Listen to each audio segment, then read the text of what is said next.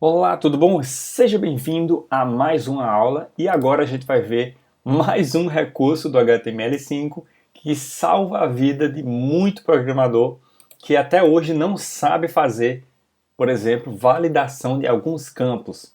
Quando eu digo validação, eu falo não de saber se a pessoa digitou a coisa certa, mas saber se o usuário digitou alguma coisa antes de enviar o campo. Então, por exemplo, num sistema de login, o ideal seria que o usuário digite o usuário e a senha para que quando eu apertar no botão enviar, ele envie, né? E não ele envie sem usuário ou sem senha.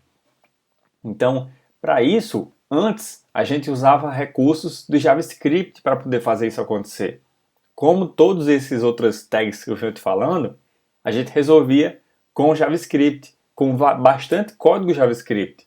E agora com o HTML fica extremamente fácil de resolver. Então, por exemplo, eu vou só comentar aqui para voltar a ficar bonitinho o nosso formulário, né? Para voltar a ficar legalzinho aqui. Bom, tudo bem.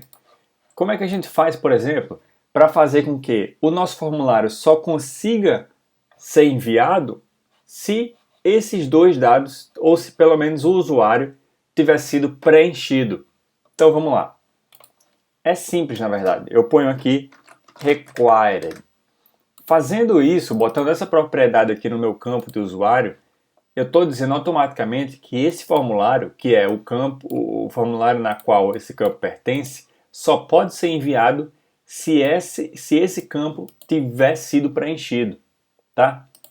Então, por exemplo, se eu digitar aqui uma senha qualquer, quando eu apertar em enviar, olha o que acontece. Ó, preenche esse campo. Então, o próprio navegador só deixa eu enviar se eu preencher esse campo. Consegue entender? E aí, mais legal do que isso é se, por exemplo, eu ponho o tipo do campo e-mail e required, né? Então, vou dar um F5, eu digito só a senha e aperto em enviar. Preenche o campo. E aí eu preencho algum campo, automaticamente é o que ele fala. Inclua um e-mail válido. Então ele já vai validando para mim o meu e-mail. E só deixa eu enviar o meu formulário se eu tiver preenchido. Então automaticamente esse campo fica obrigatório de ter sido preenchido. E facilmente eu resolvo isso, né? Eu só ponho required aqui. Se eu botar required aqui também na senha, por exemplo, então tá os dois campos required. Se eu digitar alguma coisa nesse, ele vai validar, né? Mas vamos botar um e-mail válido. Aí ele só deixa enviar quando o próximo campo tiver sido preenchido. Legal? Então, essa é a utilidade do nosso required, é fazer com que um campo seja obrigatório de ter sido preenchido para que o formulário seja enviado. Tá bom?